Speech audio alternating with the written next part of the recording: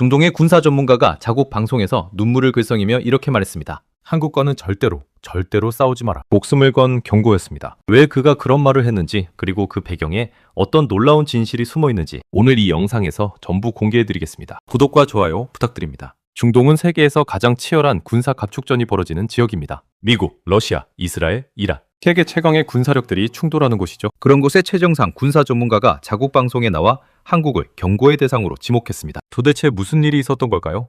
이 이야기는 단순한 군사력 비교가 아닙니다. 한국이 어떻게 세계 무기 시장에서 가장 주목받는 나라가 됐는지, 그리고 그 이면에 어떤 놀라운 저력이 있는지에 관한 이야기입니다. 끝까지 함께 해주시기 바랍니다. 먼저 이 발언이 나온 배경부터 짚어봐야 합니다. 중동 지역에서 한국산 무기가 본격적으로 주목받기 시작한 건 최근 몇 년 사이의 일입니다. 특히 아랍에미리트, 사우디아라비아, 이집트를 비롯한 중동 국가들이 한국산 방산 장비를 대거 도입하면서 현지 군사 전문가들 사이에서 한국군의 실력에 대한 분석이 활발해졌거든요. 그 과정에서 한 중동 군사 채널에 출연한 전문가가 충격적인 발언을 했습니다. 그는 한국 무기를 직접 테스트해보고 한국군의 훈련 방식을 연구한 후에 이런 결론에 도달했다고 밝혔습니다. 한국은 우리가 생각하는 그런 나라가 아니다. 절대로 경계를 늦춰서는 안 된다는 것이었죠. 이게 핵심인데요. 그가 특별히 언급한 것이 세 가지였습니다. 첫 번째는 K2 흡표 전차입니다. 세계 탱크 전문가들 사이에서 현존하는 최고 성능의 전차 중 하나로 꼽히는 대한민국의 주력 전차죠. 중동 전문가는 이 전차의 능력에 대해 상세한 분석을 내놓으며 혀를 되돌렸습니다. K2 흡표는 단순히 강력한 무기가 아닙니다. 스마트한 무기입니다. 자동 장전 시스템을 갖추고 있어 분당 10발 이상을 발사할 수 있고, 행동방어 시스템이 탑재되어 날아오는 미사일을 스스로 감지하고 요격할 수 있거든요. 험준한 지형을 달리다가 차체를 기울여 포탑을 수평으로 유지하는 기능까지 있습니다. 전 세계 어떤 전차와 비교해도 뒤지지 않는 수준이에요. 폴란드가 K2 전차를 1000대 이상 도입하기로 계약한 게 괜한 일이 아닙니다. 독일의 레오파르트, 미국의 에이브람스와 비교 분석한 결과 K2를 선택한 거거든요. 그 결정이 세계 방산 시장에 엄청난 충격을 줬죠. 두 번째로 전문가가 언급한 것은 K9 자주포였습니다. K9 썬더라고도 불리는 이 자주포는 현재 세계에서 가장 많이 팔리는 자주포입니다. 노르웨이, 핀란드, 인도, 이집트, 호주, 에스토니아 10여 개 나라가 이 포를 도입했거나 도입 중이에요. 왜 그럴까요? 명중 정확도가 뛰어나고 발사 속도가 빠르며 기동성이 좋습니다. 분당 최대 6발을 발사할 수 있고, 첫 발 발사 후 불과 수십 초 안에 진지를 이탈해 반격을 피할 수 있죠. 이걸 슛 앤 스쿠트, 쏘고 도망가기 전술이라고 부릅니다. 현대 포병전에서 생존하려면 필수적인 능력이에요. 2022년 러시아 우크라이나 전쟁이 시작됐을 때 한국은 우크라이나의 K9 자주포 지원 요청을 받았습니다. 비록 직접 지원은 하지 않았지만 그 요청 자체가 K9의 명성을 보여주는 거였죠. 전쟁 중인 나라가 가장 먼저 찾은 무기가 한국 포였다는 이야기입니다. 세 번째로 중동 전문가가 집중적으로 분석한 것은 한국의 방공 시스템이었습니다. 현공이라는 이름의 한국형 중거리 지대공 미사일 시스템이 있습니다. 최근 아랍에미리트가 사우디아라비아보다도 먼저 이 시스템을 도입하기로 결정했는데요. 이 결정이 중동 방산 시장에서 엄청난 화제였습니다. 왜냐면 아랍에미리트는 원래 미국의 패트리어트 시스템 사용국이거든요. 그런데 거기에 한국산 방공 시스템을 추가로 도입한다는 건 한국 기술을 미국 기술과 같은 급으로 인정한다는 의미입니다. 중동 군사 전문가들이 충격을 받은 이유가 바로 이거예요. 잠깐, 여기서 중요한 게 있습니다. 한국이 이렇게 강력한 방산 능력을 갖추게 된 배경은 뭘까요?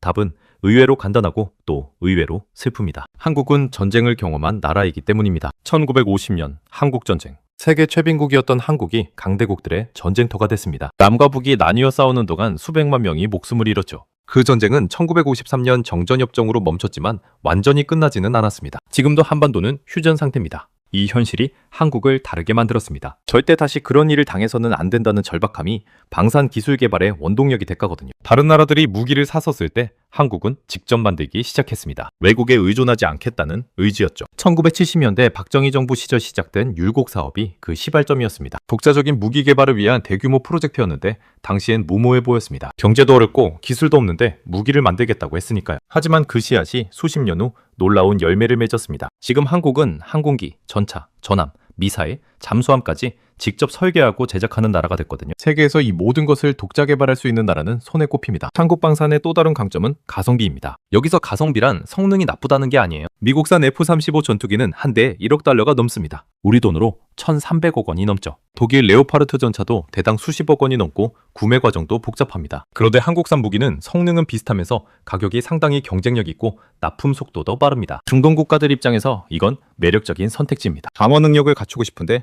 천문학적인 가격에 미국이나 유럽 무기만 선택지로 있었는데 이제 합리적인 가격에 검증된 성능을 갖춘 한국산이 등장한 거거든요. 거기다 한국은 기술 이전에도 유연합니다. 단순히 무기를 팔고 끝내는 게 아니라 현지에서 조립하거나 일부 부품을 생산할 수 있도록 기술을 함께 나누는 방식입니다. 이게 개발도상국에게는 엄청나게 매력적인 조건이에요. 이게 핵심인데요. 중동 전문가의 경고는 사실 한국 방산의 글로벌 부상에 대한 경계심이기도 했습니다. 아랍권 분석가들 사이에서 최근 자주 나오는 말이 있습니다. 한국은 우리가 생각하던 그 한국이 아니다는 겁니다. 삼성, 현대, K-팝으로만 알던 나라가 사실 세계 최고 수준의 군사기술을 보유하고 있다는 걸 뒤늦게 깨달은 거죠. 실제로 최근 몇 년간 한국 방산 수출 실적은 놀랍습니다. 2022년 한국의 방산 수출액은 역대 최대인 173억 달러를 기록했습니다. 전년 대비 무려 140%가 넘게 성장한 수치였어요. 세계 방산 수출 순위에서 한국은 단숨에 상위권으로 올랐었습니다. 2023년에도 이 기세는 이어졌습니다. 폴란드와의 역대급 계약을 포함해 유럽, 중동, 동남아시아 전역에서 계약이 쏟아졌거든요. 한국이 세계 방산 시장의 뉴파워로 확실하게 자리매김한 겁니다. 여기서 잠깐 한국군 자체에 대한 이야기도 빠질 수 없습니다. 중동 전문가가 경고한 건 무기만이 아니었어요. 한국 군인들의 훈련 강도와 전투 능력에 대해서도 높이 평가했습니다. 한국은 세계에서 보기 드문 징병제 국가입니다. 모든 남성이 군복무를 해야 하는 나라죠. 이게 어떤 의미인지 아십니까?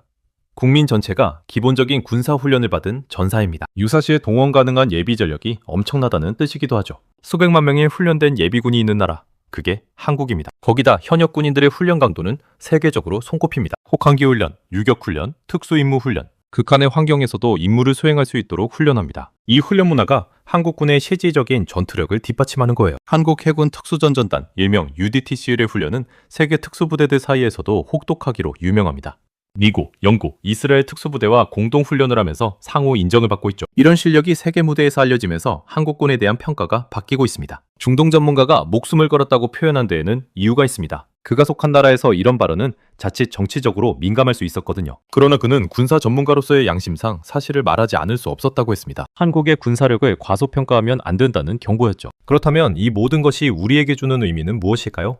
첫째, 한국의 방산 성장은 우연이 아닙니다. 수십 년간 이어진 기술 투자와 인재 양성의 결과입니다. 한국 항공우주 산업, 현대로템, LIG 넥스원, 한화 에어로스페이스, 이 기업들이 묵묵히 쌓아온 기술력이 지금의 성과를 만들어낸 거예요. 둘째, 방산 수출은 단순히 무기를 파는 게 아닙니다. 외교죠? 레버리지입니다. 한국 무기를 쓰는 나라는 한국과 긴밀한 관계를 유지할 수밖에 없거든요. 부품 공급, 기술 지원, 업그레이드, 이 모든 것을 위해 한국과 협력해야 하니까요. 방산 수출이 늘수록 한국의 국제적 영향력도 함께 커집니다. 셋째, 이건 한국 경제에도 중요한 이야기입니다. 반도체, 자동차, 조선에 이어 방산이 한국의 새로운 수출 동력이 될 수 있습니다. 이미 그 방향으로 가고 있고 세계 시장에서 한국 방산의 입지는 계속 넓어지고 있습니다. 중동 군사 전문가의 경고는 두려움에서 나온 것이 아니었습니다. 정확한 정보와 분석에서 나온 전문가적 판단이었습니다. 그가 자국민에게 하고 싶었던 말은 이거였을 겁니다. 한국을 제대로 알아야 한다. 그리고 함부로 건드려서는 안 된다. 한국 전쟁의 폐허에서 70년 만에 세계가 인정하는 군사 강국으로 성장한 나라, 그게 우리 대한민국입니다. 이 사실이 새삼 자랑스럽게 느껴지지 않으십니까? 오늘 이야기를 들으시면서 뭔가 모르게 어깨가 펴지는 느낌이 드셨다면 그 느낌 잊지 마세요. 그게 우리가 가진 저력의 증거이고 앞으로도 이어가야 할 자부심이니까요. 오늘도 함께 해주셔서 진심으로 감사드립니다.